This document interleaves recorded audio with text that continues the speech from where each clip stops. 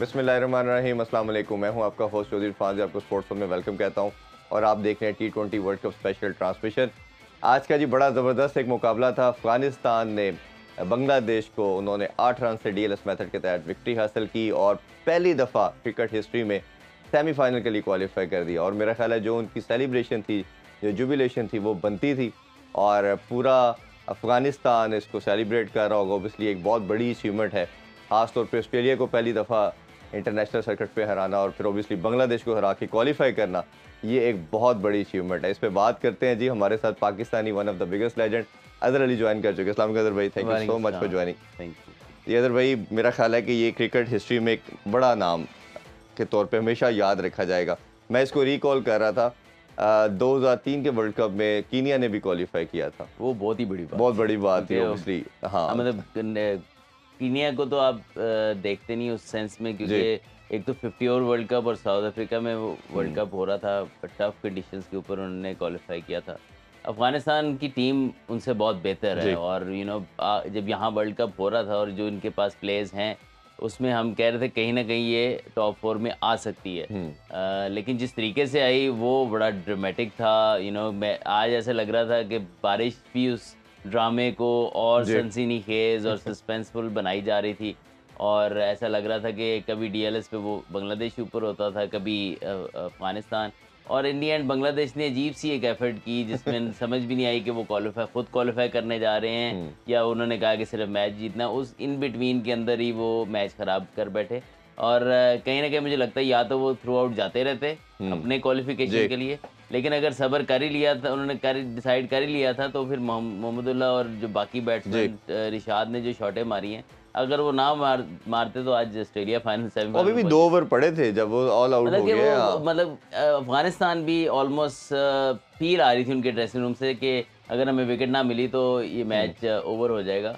और I think कि बड़ी दो शॉटें मुझे समझ नहीं आई मोहम्मद अला रियाद की और रिशाद की, क्योंकि उस टाइम पे टू लेट जी। हो गया हुआ था, वो नहीं चेस कर सकते थे। राशिद खान जैसा बॉलर सामने हो, या तो वो कंटिन्यू करते ना कि जी। आउट हो जाते, सारे 60-70 पे आउट हो जाते, तो आई कुड फील के यार। लेकिन आपने एक दफ़ा हथियार डाले कि थोड़ा सा नॉर्मल क्रिकेट खेलने की कोशिश की और 6-7-8 बॉल रह गए तो आपने बस ऐसे ही 2 शॉटें और मार आप दी। मेन प्लेयर जो आपका लिटन दास मौजूद है उसको आप हाँ, स्ट्राइक मतलब वो देते। आराम, मुझे लगता था कि जब रन रेट 13 का पहुंच गया था उस पिच पे नहीं हो सकता था, तो फिर उनको या तो फिर वो रोकते ही ना और कहते कि यार हमने तो हार जाना है या फिर हम ट्राई करेंगे, वो हमें समझ आता है। लेकिन अगर आपने कहा कि यार इसको थोड़ा सा मतलब कि हम मैच जीतनी सिचुएशन में भी रहें, तो फिर आपको फिर मैच जीतने ही तरफ जाना चाहिए था। और लेकिन अगेन उस चीज़ का फ़ायदा उठाया अफ़गानिस्तान ने, वरना ये मैच वो हार चुके थे। जिस तरह उन्होंने बैटिंग की, जी। मतलब ठीक है आप विकेट्स इन हैंड रखते हैं, लेकिन आपने बिल्कुल ही गुरबाज ने भी, आई थिंक कोच भी उनके बड़े अनहैप्पी लग रहे थे कि यार इतनी अच्छी अपॉर्चुनिटी हमारे पास, हमने ऐसे ही टू लेट कर दिया है। सारों की बॉडी लैंग्वेज बता रही मतलब थी, बिल्कुल ब्रावो की, कोच की। कि बहुत उन्होंने बैटिंग की, स्लो बैटिंग की कि यार हम बस 140 कर लें, लेकिन उन्होंने 140 के लिए भी बहुत स्लो थे। तो आई थिंक कि बड़ी मिस्टेक्स थी अफगानिस्तान की तरफ से।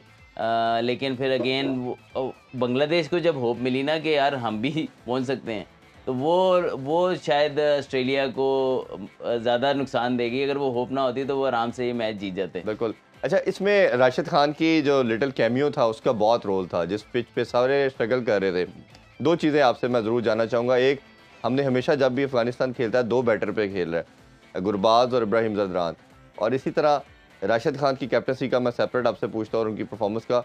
ये 2 प्लेयर के साथ आप इवेंट जीत पाएँगे सेमीफ़ाइनल तक? तो चलें, कहीं न कहीं आप आगे हैं।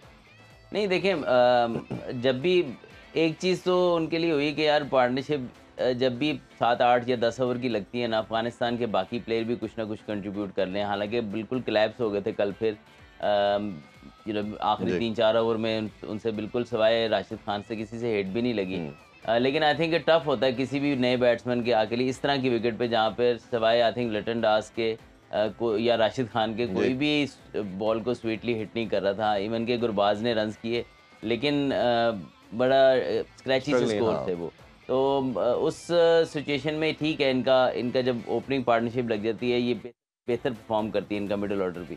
लेकिन कहीं न कहीं ये हम बात करते रहे हैं कि वही बात है कि जहाँ लो स्कोरिंग गेम होंगे, अफगानिस्तान इन होगा, और जहाँ हाई स्कोरिंग गेम होंगे वहाँ इनके लिए टफ हो जाएगा। तो आई थिंक कि क्योंकि जो उनकी स्पिन बॉलिंग है वो भी अगर देखें तो नजीब नहीं है इस टूर्नामेंट में। अगर वो होते तो हो सकता है ये 180 190 वाले गेम्स को भी जी ज़्यादा करते हैं। अभी कहीं ना कहीं आके नूर हैं तो सही अच्छे बॉलर, लेकिन क्योंकि वो थोड़ा सा प्रिडिक्टेबल हो जाते हैं कि उनका लेग ब्रेक जो है, जो राइट हैंडर को पढ़ के अंदर उनके की तरफ। अंदर की तरफ आता है, वो बॉल वो ज़्यादा करते नहीं हैं। वो वन डायमेंशनल सिर्फ रॉन्ग वन करते रहते हैं जो राइट हैंडर को वे जी जाता है। तो वो एक एक तरह से बैट्समैन को ऑफ साइड पे खुले रन्स मिल सकते हैं। तो आई फील कि कहीं ना कहीं बॉलिंग में भी अभी बहुत ज़्यादा वो डेप्थ नहीं है, और इतनी बैटिंग में भी नहीं है कि ये टूर्नामेंट जीत सके। लेकिन कहीं जहाँ भी मैच कहीं करीब करीब वाला मामला हुआ या पिच थोड़ा सा स्ट्रगलिंग हुआ तो ये जीत सकते हैं। और अब 2 गेम्स हैं, 2 गेम देखें, न्यूजीलैंड को ये हरा चुके हैं, ऑस्ट्रेलिया को ये हरा चुके हैं। इंडिया को हराना इनके लिए टफ होगा। लेकिन अभी जो साउथ अफ्रीका से इनका सेमीफाइनल साउथ अफ्रीका से ही है, जी साउथ अफ्रीका से जी। तो साउथ अफ्रीका को ये हरा सकते हैं और इसमें कोई ये फाइनल तक जा सकते हैं। फाइनल में अब देखते हैं कि इनको सामना किससे होता है। अगर तो कोई भी टीम हो अपार्ट फ्रॉम इंडिया फाइनल में, तो आप ये कप्तान राशिद खान ये ट्रॉफी भी उठा सकते हैं। हाँ बिल्कुल, ये बहुत बड़ी चीज़ है। अच्छा, राशिद खान की थोड़ी सी मज़ीद बात करते हैं। कई दफ़ा जिस तरह हमने पहले भी जिक्र किया, कप्तानी मिली, कप्तानी ली गई, इस वर्ल्ड कप में आए, ओबियसली कॉन्फिडेंस तो थोड़ा था इनके पास क्योंकि 50 ओवर वर्ल्ड कप में अच्छा परफॉर्म करके आए थे। बट कंट्री की टर्बुलेंस भी हमें जिक्र करते रहे कि कंट्री की टर्बुलेंस आपके स्पोर्ट्स में रिफ्लेक्ट करती है। रिगार्डलेस ऑफ दिस फैक्ट, इन्होंने जिस तरह की परफॉर्मेंस कंटिन्यूसली अब देना शुरू की है, ये एक बड़ी अच्छी चीज़ है। राशिद खान की कप्तानी में आपने एक तो क्या अच्छी चीज़ें देखी, और जिस तरह का कैमियो भी मुश्किल टाइम पे आके खेला, वही एक डिफरेंस भी नज़र आया और वही इम्पैक्ट ने इनकी टीम को विक्ट्री भी दिलवाई। लेकिन राशिद खान एक तो मोस्ट मतलब काफ़ी एक्सपीरियंस्ड हो, मोस्ट एक्सपीरियंस तो नहीं कहूँगा, नबी भी हैं टीम के अंदर, लेकिन काफ़ी एक्सपीरियंस्ड हो गए में। दुनिया की तमाम लीग्स में ये खेलते हैं, मतलब जब भी ये अवेलेबल हों तो मतलब कोई भी लीग नहीं है जो इनको टॉप कैटेगरी में ना लेती हो। तो एक तो एक्सपीरियंस इतने सारे लोगों के साथ खेल के आ चुका हुआ है, कॉन्फिडेंस लेवल और टॉप लेवल पे है। और कल की कप्तानी के अंदर भी देखें फिर इतनी सिचुएशन पे, क्योंकि एक्सपेक्टेशन लेवल बहुत ज़्यादा था कल, और उसको मैनेज करना, और कई ओवर ऐसे लगे जिसमें अफगानिस्तान के हाथ से गेम जाता नज़र आ रहा था, लेकिन फिर भी उनको कॉन्फिडेंस था एक तो अपने ऊपर कि उनके 4 ओवर हैं, उसके अंदर वो कम बैक करा लेंगे, और कंडीशंस को उन्होंने पता था कि यार यहाँ पे 1-2 विकेटें मिलेंगी तो हम मैच में कम बैक कर जाएंगे। तो और दूसरी चीज़ उन्होंने यूटिलाइज़ किया बहुत अच्छे तरीके से कि अपने 4 ओवर, उनके 12 ओवर से पहले मैक्सिमम ओवर उन्होंने किए, क्योंकि उनको पता था कि इसी दौरान उन्होंने चांस लेना, उन्होंने छोड़ा नहीं। एक तो लो स्कोरिंग मैच था, दूसरा उस चीज़ को यूटिलाइज़ बहुत अच्छा किया टेक्टिकली, कि उनको पता था कि मैं यहाँ विकेटें ले जाऊँगा और स्क्वीज कर जाऊंगा तो हमारे दूसरे बॉलर्स को भी विकेट्स लेने का चांस है। आई थिंक ये कप्तानी बहुत ज़बरदस्त थी, एग्रेशन बहुत ज़बरदस्त है उनका, लेकिन थोड़ा ओवरडू करके कल बैटिंग के दौरान स्ट्राइक वापस चाहिए थी उनको दूसरे पे, तो वो थोड़ा सा आई थिंक के हीट ऑफ द मोमेंट हुआ। राशिद खान ऐसे अक्सर करते नहीं है, लेकिन आई फील के आईसीसी को थोड़ा सा एक्शन इतना ज़रूर लेना चाहिए कि ऐसे, क्योंकि आप किसी की तरफ इस तरह बैट नहीं फेंक सकते, और ऊपर से जो विकेट्स हैं उसके ऊपर लगता है। हम कोशिश करते हैं कि वो वीडियो भी दिखाई जाए और दिखाया जाए क्या एक, उस पर फिर बात भी करते हैं। बहुत ज़रूरी होता है इस तरह की चीज़ों पे एक्शन लेना। ऑल दो आई फील के Rashid Khan is not a person कि वो बहुत ज़्यादा इस तरह की चीज़ें करते हैं, लेकिन क्योंकि जो यंग फैंस हैं क्रिकेट के, जब वो ये मैच देखेंगे और ये होगा तो उनकी जो कैरियर के अंदर भी ये चीज़ आएगी, और वो इस चीज़ से देके बहुत अच्छा इंप्रेशन नहीं हासिल जी बिल्कुल ऐसे ही। आई फील के थोड़ा सा इन चीज़ों पे एक्शन होना चाहिए। और कल एक और इंसिडेंट हुआ जिस पे राशिद खान का रोल बहुत अच्छा था, लेकिन गुलबदीन नायब का जो था ना, उस पे तो 2 मैचों का रेड कार्ड बनता है। अच्छा, मतलब वो खड़े हुए हैं स्लिप के अंदर और एकदम से टाइम ज़ाया करने के लिए बारिश के लिए बाहर से सिग्नल आया, विच इज़ फाइन। आप एक अच्छे तरीके से उसको कर सकते थे, थोड़ा सा फील्ड चेंज कर सकते थे कि बारिश आ जाए। मतलब कुछ चीज़ें होती हैं लीगल वे में आप कर सकते हैं, लेकिन उन्होंने तो अमेजिंग एक्साइटमेंट में आके खड़े खड़े उनकी हैमस्ट्रिंग खिंच गई।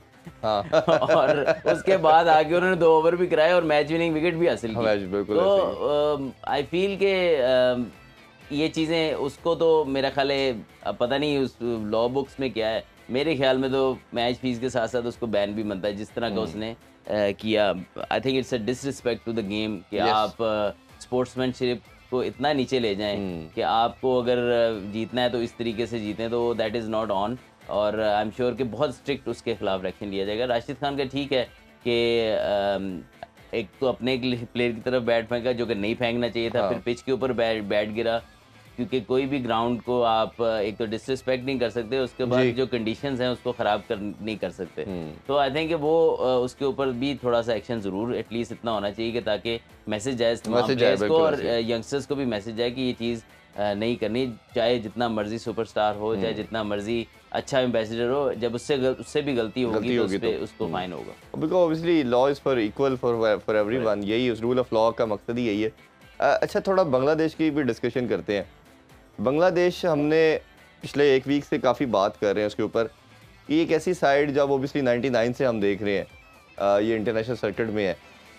2011 से 15 का स्पैन थोड़ा बेहतर था, बिट्स एंड पीसेस परफॉर्मेंस आई, 2 दफ़ा एशिया कप का फाइनल भी खेले ये, बट कुछ खतर खा कर नहीं पाए। जैसे हम दूसरी तरफ अफगानिस्तान को देखते हैं तो हर साल हमें पहले से ज़रा इम्प्रूवमेंट नज़र आती है इस टीम के अंदर। कीनिया का जैसे हमने शुरू में बात की कि वो खेले उसके बाद ख़त्म हो गई। जिम्बाब्वे ने बहुत पीक पकड़ा 2-3 दफ़ा अपने कैरियर में, अब वो क्वालिफाई भी नहीं कर पा रहे।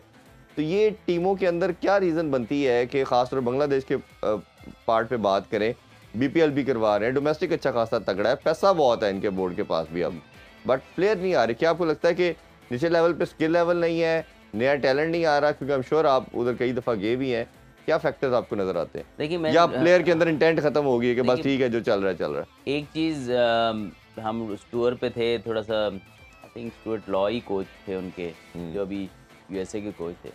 तो हम जिम से वापस आ रहे थे तो वो उसने हल्की सी बात की इसमें कि थोड़ा सा एफर्ट लेवल कम होता है प्लेयर्स की तरफ से एट टाइम्स, कुछ प्लेयर्स की तरफ से तो ऐसे लाजमी उसने थोड़ा सा हिंट किया कि यार commitment level is not there, कि यार जो day and day out hard work है ना वो बहुत ज़रूरी है। दूसरी चीज़ ये है कि जब आप कुछ अचीवमेंट्स के ऊपर खुश हो जाते हैं ना कि यार ये यहाँ पे तो हम पकड़ लेते हैं टीमों को, जैसे वो होम ग्राउंड पे उनका एक है कि अनप्रिपेयर्ड सी पिचेस बना के जिसमें 110 भी नहीं T20 में चेज़ हो रहा, वनडे में 130 40 50 भी कर रही टीमें तो डिफेंड कर रहे हैं। तो आई फील कि जब आप ऐसी कंडीशंस में खेल के जीतते हैं और जब आप उससे बाहर निकलते हैं तो आपका स्किल लेवल उतना उन कंडीशंस में खेलने वाला डेवलप नहीं होता। आई थिंक कि जब तक आप अपनी गेम को और इनके प्लेयर से भी बात होती है, कहते हैं कि यार हम फास्ट बॉलर्स को इतना खेलते ही नहीं हैं, हमारी पिचेस प्रिपेयर्ड नहीं होती जिस पे फास्ट बॉलर का बॉल ऊंचा आए, और इस तरह की चीज़ें जब तक आपका इंफ्रास्ट्रक्चर नहीं होगा ऐसा जो वर्ल्ड लेवल का हो, जिस पे आपको जाके क्रिकेट खेलनी है दुनिया से। अब ऑस्ट्रेलिया में जाके खेलना है या वो ऑस्ट्रेलिया के अगेंस्ट कहीं अच्छी विकेट पे खेलना है तो आपको पेस और उसके लिए प्रिपेयर होना है। तो वो चीज़ उनकी प्रिपरेशन उस तरह नहीं होती कि जो जाके वो यहाँ पर कंटिन्यूसली परफॉर्म कर सकें। ठीक है, जो टॉप लेवल पे प्लेयर खेल रहा है वो तो थोड़ा खेल के दुनिया में जाके थोड़ा सा बेहतर हो जाता है, लेकिन जो नीचे से प्लेयर आता है ना उसको बहुत टाइम लगता है कैचअप करने के लिए। और जब आपके वो मेजर प्लेयर्स परफॉर्म नहीं करते तो नीचे वाले प्लेयर उसको सपोर्ट नहीं कर पा सकते। अफगानिस्तान का ये है कि इंडिया जाके भी खेलते हैं, वहाँ भी प्रैक्टिस करते हैं, पहले पाकिस्तान में क्रिकेट बहुत ज़्यादा खेलते थे, तो इन तो स्किल डेवलप हुई है इनकी अच्छे प्लेयर्स के साथ खेल के। बीबीएल बहुत खेले और मतलब कि पाकिस्तान में क्रिकेट खेल के पहले इन्होंने हासिल किया, अब इंडिया जाते हैं या आईपीएल खेलते हैं या इनके साथ कोचेज़ इन्होंने बहुत ज़बरदस्त किया हुआ है कि इनके पास कोचेज़ वर्ल्ड अराउंड अभी ब्रावो हैं, पहले इंजी भाई गए थे, फिर अजय जडेजा थे इंडिया से। मतलब कि सारा जो इन्फॉर्मेशन है ये इकट्ठी करते हैं अपने पास, और एनालिस्ट इनके ऑस्ट्रेलिया से आए हुए हैं। तो अब अभी नहीं, पहले इनके बाद अभी मैं वो बांग्लादेश से लगी। तो आई थिंक कि इन्होंने सारी ये ह्यूमन रिसोर्स जिस तरीके से इन्होंने यूटिलाइज़ की है दुनिया की, वो बहुत अच्छे तरीके से की है और कंटिन्यूसली बेहतर हो रहे हैं। और एक बहुत बड़ा फैक्टर अफगानिस्तान की परफॉर्मेंस में राशिद खान का है। ये किसी की टीम में भी होगा कि कोई भी टीम में, जैसे लाहौर कलंदर की परफॉर्मेंस में मेजर डिफरेंस आया, हालांकि 3-4 फिर भी 3 मैच विनर मौजूद हैं उनके पास बॉलिंग में, लेकिन जो ये इम्पैक्ट क्रिएट करता था ना उसकी वजह से उनकी इस दफ़ा की परफॉर्मेंस देख लें, 2-4 साल के चैंपियन यकदम बगैर मैच 6 या 5-6 मैच लगातार ही वो हार गए। तो ये मैसिव डिफरेंस है। जब तक राशिद खान हैं एक मेजर इनके पास वाकई भाई इसका जवाब देते हैं ना, हम एक ही बात करते हैं, या ऊपर से टॉप करना है या नीचे से टॉप करना है। लेकिन लेकिन ये कि राशिद खान का जो आई थिंक वो इम्पैक्ट है, इम्पैक्ट है ना, वो खुदा ना अल्लाह उनको फिट रखे और इस तरह अफगानिस्तान के लिए परफॉर्म करें। किसी भी टूर्नामेंट में अगर ये खुदा ना खासा अनफिट होते हैं या किसी भी तरीके से अनअवेलेबल होंगे, तो आपको देखिएगा अफगानिस्तान एक टोटली आपको बहुत ज़्यादा डिफरेंस नजर आएगा और ऐसे लगेगा अफगानिस्तान को क्या हो गया। तो आई थिंक एक दो प्लेयर्स का भी बहुत ज़्यादा इम्पैक्ट हो जाता है। और बिल्कुल, और दूसरी जो आपने पहले भी बात की कि असल चीज़ ये है कि इनका जो अभी करंट लॉट है, ये तो चलो 2-4 साल से खेल रही है और नीचे से आपको अभी लड़कों के साथ जो इन्होंने बना भी लिए, जब ये रिटायर्ड होंगे, ये ज़रा एज की तरफ जाएंगे, ये रिटायरमेंट की तरफ, तो मोहम्मद फिर नबी की बैटिंग में आपको फ़र्क नज़र आ रहा है। यू नो इस पूरे टूर्नामेंट में कोई इतनी खातिर परफॉर्मेंस नहीं दी है और साथ फिर और मिडिल ऑर्डर में कोई उसको सपोर्ट नहीं कर पा रहा। ठीक है, वो बॉलिंग में और एक्सपीरियंस है, फील्डिंग में देखें वो स्टिल कंट्रीब्यूट कर रहे हैं, लेकिन बैटिंग में अगर कहीं फ़र्क आता है, शाकिब की परफॉर्मेंस डिप हुई है बैटिंग में, तो आप देख लें कि फिर वो इम्पैक्ट नहीं। अगर शाकिब फॉर्म में होता तो ये हो सकता, ये मैच तो बिल्कुल ये हो सकता है 12 ओवर के उसमें भी ये आ जाते हैं। वैसे उन्होंने भी अपने जो लास्ट 3-4 साल कैरियर का है उसमें कोई खातिर खा परफॉर्मेंस नहीं की और बहुत ज़्यादा आई थिंक के एक तो प्लेयर एज भी करता है, लेकिन बहुत सारे रिएक्शन उन्होंने ऑन फील्ड किए, थोड़ा सा आई थिंक के उनका बोर्ड के साथ कोई ऐसा पॉलिटिकल सीन भी रहा है। आई थिंक ये सारा कुछ ऐड अप होता है, फिर आपकी परफॉर्मेंस पे ऐड अप होता है, प्रेशर में भी। तो आई थिंक जो भी अपने आप को बिगर देन द गेम समझता है, उसको क्रिकेट जो है ना लेवल करके छोड़ती है। बिल्कुल ऐसे ही। और जो आपने एक जो हम्बलनेस की बात करते हैं, और मुशफिकुर रहीम और इनका बड़ा टाई था किसको होना चाहिए, इस पर भी थोड़ी मजीद बात भी करते हैं। अभी छोटा सा ब्रेक लेते हैं जी, ब्रेक से वापस आके ऑस्ट्रेलिया और इंडिया का जो मैच हुआ उसके वाले से भी बात करेंगे। हमारे साथ रहिए। वेलकम बैक स्पोर्ट्स ऑन, और आप देख रहे हैं T20 world cup special transmission. Other भाई, जैसे हम बात कर रहे थे, क्रिकेट जेंटलमैन गेम कहा जाता है और स्पिरिट ऑफ गेम के अगेंस्ट कुछ भी होता है। वो याद पड़ता है वार्नर ने जब वो फीस भाई की सेमीफाइनल में बॉल को छिक्का भी मारा था, जो हाथ से स्लिप हो गया, तब भी बहुत डिबेट हुई थी और 80% दुनिया के क्रिकेटर्स ने ये कहा कि ये स्पिरिट ऑफ गेम के अगेंस्ट था, इसको नहीं, इवन बाय लॉ तो मार सकते थे और इस तरह नहीं। बट ये जिस तरह का इंसिडेंट अभी हुआ, राशिद खान का आज बैट को थ्रो करना, आपने जिसका जिक्र किया कि एम्बेसडर होते हैं, आपने कई चीज़ें देखनी और लाखों बच्चे आपको फॉलो कर रहे होते हैं, शायद उससे भी ज़्यादा। क्रिकेटर मेरा मानना है कि दुनिया में सबसे बड़े, बल्कि स्क्रीन पे दिखाते भी हैं साथ साथ कि किस तरह उनकी शॉट पहले मिस हिट हुई, फील्डर के पास गई, वो 2 रन लेना चाहते थे और फिर उन्होंने बैट को थ्रो कर दिया और उस पर बड़ी फिर डिबेट हो रही ओबियसली कि इस तरह आप एज ए इंटरनेशनल क्रिकेटर, ये तो गली मोहल्ले में होता था कि तुमने रन नहीं लिया, मुझे बारी नहीं दी और आप फेंकते। ओबियसली एक्साइटमेंट बहुत ज़्यादा थी उस टाइम, अच्छा खेल रहे थे, एज ए कैप्टन वो कुछ करना चाह रहे थे। पता था कि बड़े इंपॉर्टेंट रन हैं ये, क्योंकि आखिरी में ख्याल बॉल पे फिर वो सामने आया और उन्होंने छक्का मारा और बड़े वो की रन साबित हुए, वरना वो देखे ना 7-8 रन का जहाँ डिफरेंस आ जाता है। तो वो एक छक्का और इन्हीं के बैट पे आ रही थी बॉल, और जिस तरीके से ये स्टांस लेके खड़े हो रहे थे, बॉलर्स खुद पैनिक कर रहे थे कि यार कि इसकी रेंज में ना कहीं बॉल आ जाए। तो यस, एट टाइम्स जो है आपसे हीट ऑफ द मोमेंट चीज़ें होती हैं, लेकिन ये थोड़ा सा ओवर द लाइन था। आई फील के ठीक है, आप अपने प्लेयर के साथ at heat of the moment गुस्से हो जाते हैं, लेकिन बैट थ्रो करना is not a good thing. But I feel से इससे भी ज़्यादा जो मुझे वो लगा, वो गुलबदीन का जो इशू था, वो तो नॉट एक्सेप्टेबल। मतलब कि कमेंटेटर्स ले लें, इवन के राशिद खान भागते हैं यार। वो एक मैं छोटी सी मिसाल देता ना कि हम अक्सर जिसको कहते हैं ना, कुछ चीज़ें आप करते हैं लीगल वे में करते हैं तो उसका कोई मसला नहीं, तो आप बाउंड्री से जब भी थ्रो करते हैं तो फील्डर को कहते हैं 1 बाउंस फेंकेंगे, बॉल जल्दी से जल्दी पुराना हो जाए ताकि रिवर्स स्विंग में फायदा होता है, और ये लीगल है। और बॉलर्स को एट टाइम्स कहते हैं क्रॉस द सीम बॉलिंग करोगे रफ हो जाता है, अब वो लीगल है। आप लीगल वेज इस्तेमाल करें और उससे जो आपको जिस तरह से, जैसे आप शाइन करते हैं बॉल को जिस तरह, लेकिन कई दफ़ा होता है कि आप जब कहते हैं 1 बाउंस थ्रो करनी है, तो हमारे कई दफ़ा प्लेयर्स ना आके सर्कल से ही थ्रो कर देते हैं, अब उस पर वो अजीब लगता है और 3-3 बाउंस के साथ। तो वो मतलब कि आपको आर्ट आना चाहिए कि जिस तरह जो भी चीज़ आपने अगर करनी है उसको लीगल वे में तरीके से करें कि ऑब्वियस ना हो इतना। और उन्होंने कमेंटेटर्स ने भी कहा there are 100 different ways you can do that, but ये जो तरीका था ना, दैट वाज लाइक के बहुत ही जो है ना, एक तो मेरा ख्याल है कि इस पे आईसीसी को बहुत सख्त एक्शन लेना चाहिए। बिल्कुल, एक तो ब्यूटी ऑफ गेम को हैम्पर करती हैं चीज़ें, फिर आप उसका आप रीप्ले देख लेना। हाँ, तो मतलब कि वो रीप्ले आपको एक्सप्लेन कर देगा कैसे। चले कोशिश करते हैं कि हम स्क्रीन पे अगर वो भी टीम से रिक्वेस्ट करते हैं। ये अभी जो आपकी स्क्रीन पे चल रहा है ना, ये वो उसका नकल उतार के दिखा रहा है खड़े खड़े। तो ये फिर वो बॉलिंग, उसके बाद तो जो बॉलिंग करने आया ना, वो आहिस्ता आहिस्ता उन्होंने लगड़ाना कम किया है, फिर स्ट्रेच किया है, फिर बड़ा कुछ उन्होंने किया। उसके बाद आगे ना फुल स्विंग के साथ, फुल स्प्रिंट के साथ बॉलिंग की है। आई थिंक उनके उन्होंने बड़ी एक्टिंग करने की बाद में भी कोशिश की कि यार मैं किस तरह दिखाऊं। ये क्लिप आपके सामने आ गया, ये वो देखे ये वो भी उसको करके दिखा रहे हैं कि एक्टिंग की जा रही है। So that is I think ये सब इस पे कंप्लेन भी हुई होगी मैच रेफरी और अंपायर की तरफ से, और इस पे सख्त एक्शन होना बिल्कुल होना भी चाहिए, और स्पिरिट ऑफ गेम जो है हमेशा इंटैक्ट रहनी चाहिए। अगर भी दूसरा मैच इंडिया ऑस्ट्रेलिया का था, ऑब्वियसली कल भी थोड़ी हमने रात वाले शो में डिस्कशन की। रोहित शर्मा किससे मैं स्टार्ट करना चाहूँगा। इस वर्ल्ड कप में हमें थोड़ा ऑफ कलर नज़र आए, बट हम जानते थे कि एक ऐसा प्लेयर है जो सेल्फिश नहीं खेलता, और ये पाकिस्तान इंडिया के प्लेयर की कहीं ना कहीं ज़रूर डिस्कशन में बात आती है। ये एट टाइम थोड़ा सेल्फिश हो जाते हैं, अपने पर्सनल माइलस्टोन की तरफ चले जाते हैं। ये बात उधर भी होती है, पाकिस्तान में भी होती है, बट रोहित शर्मा के हवाले से कभी किसी ने ये बात नहीं की, क्योंकि जब से कैप्टन बने वर्ल्ड कप की तमाम इनिंग्स देखें, आके अटैक किया, फाइनल में भी इवन जब वो आउट हुए तो पूरी टीम फिर कोलैप्स कर गई।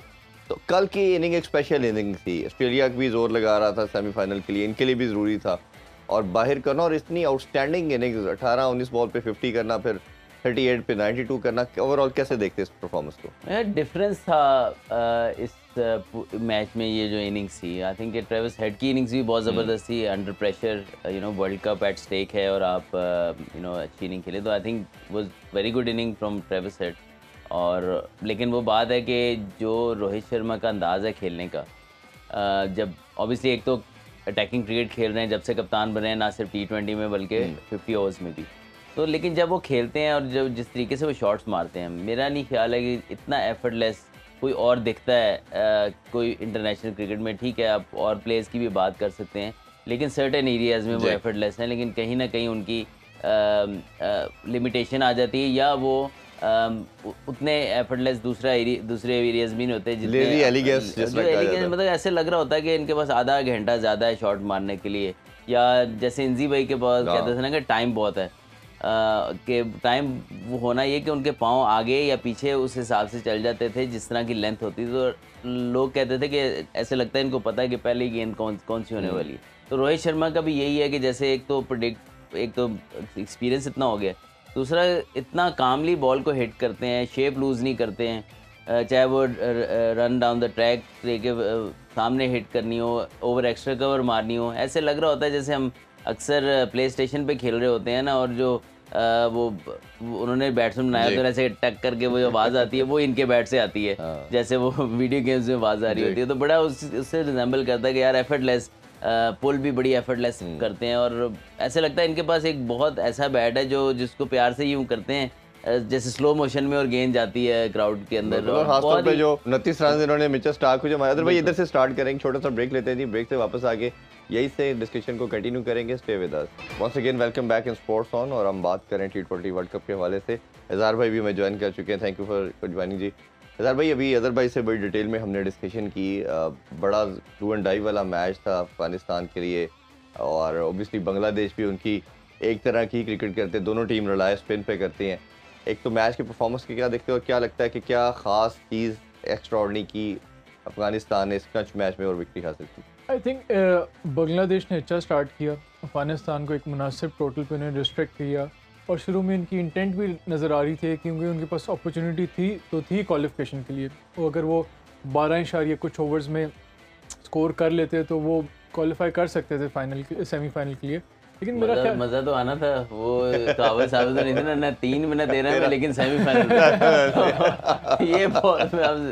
ये बाकी टीमें रोती रही थी। This is the beauty of cricket. और जो ख़ास तौर पे सुपर 8 का जो स्टेजेस हैं उसमें दोनों ग्रुप स्टेजेस में आपको ऐसे मौके आए आखिरी मैचेस पे 3 टीमों में से कोई भी टीम क्वालिफाई कर सकती थी। इवन यूएसए के भी पास भी चांस था आखिरी मैच में।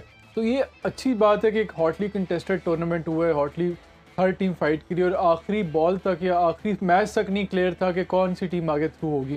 तो इस वाले से बहुत ही अच्छा मैच था। क्योंकि मेरा ख्याल है जब वो स्टेज क्रॉस होगी, बीच में बारिश ने भी इंटरप्शंस हुई, उन्होंने भी उनके मोमेंटम को डिस्टर्ब किया बांग्लादेश के मोमेंटम को।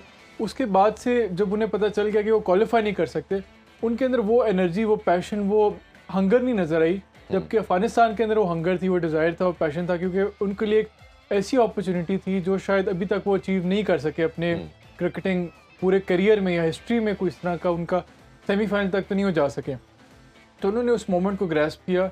और ये क्रेडिट जाता है कि अफ़गानिस्तान का journey as a cricketing nation कि उन्होंने किस तरह विदिन 5-6 सालों में ही, मतलब पहले वो क्रिकेटिंग मैच पे आए, फिर वो परफॉर्म तो करते थे लेकिन मैच नहीं जीत पाते थे, लेकिन फिर last white ball world cup था 50 ओवर में, उन्होंने 2-3 डिसाइसिव विक्ट्री ली, उससे उन्हें कॉन्फिडेंस मिल गया।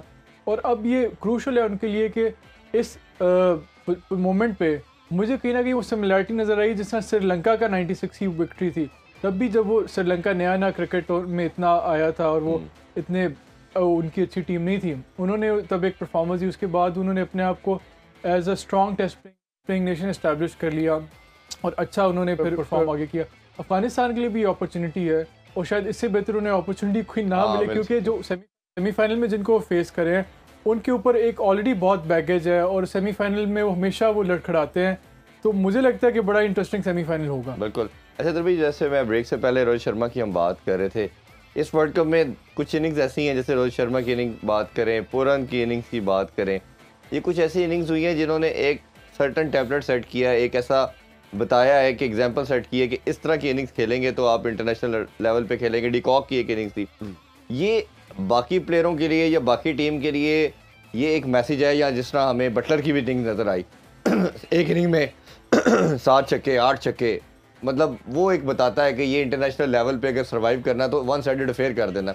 ये बाकी टीमों के लिए क्या मैसेज देखते हैं आप? देखिए ऑलमोस्ट ज़्यादातर टीमें अब कोशिश करती हैं ये, और लेकिन ये है कि ऐसी इनिंगें 90s या 100 या 80s की इनिंगें ना, इस तरह के प्लेयर्स की हो सकता है कि एक टूर्नामेंट में एक या मैक्सिमम 2 ही लगे। ये नहीं होगा आपको कि कंसिस्टेंटली आपको देखेंगे। अब डिकॉक ने भी एक ही इनिंग खेली है, बटलर में भी मोर कंसिस्टेंट है और थोड़ा सा एट टाइम्स वीकर ऑपोजिशन के अगेंस्ट भी है। जो रोहित शर्मा की इनिंग है वो अगेंस्ट क्वालिटी बॉलिंग लाइन है, वर्ल्ड चैंपियंस के अगेंस्ट उन्होंने की है। और मतलब बटलर भी किसी भी टीम को वो कर सकते हैं, लेकिन आई फील के जो कल की इनिंग है वो स्टैंड आउट इसलिए ज़्यादा करती है कि आगे बॉलिंग अटैक बहुत ज़बरदस्त था, माइंडसेट ऑस्ट्रेलिया का बहुत ज़बरदस्त होता है, प्लानिंग बहुत ज़बरदस्त होती है, उनके अगेंस्ट उन्होंने की है। तो अब ये नहीं होगा कि रोहित शर्मा हर मैच में करेंगे, लेकिन जिस मैच में जब वो कर जाएंगे, इवन 30s या 40s भी होते हैं ना ऐसे प्लेयर्स के, बड़े इम्पैक्टफुल होते हैं। तो ये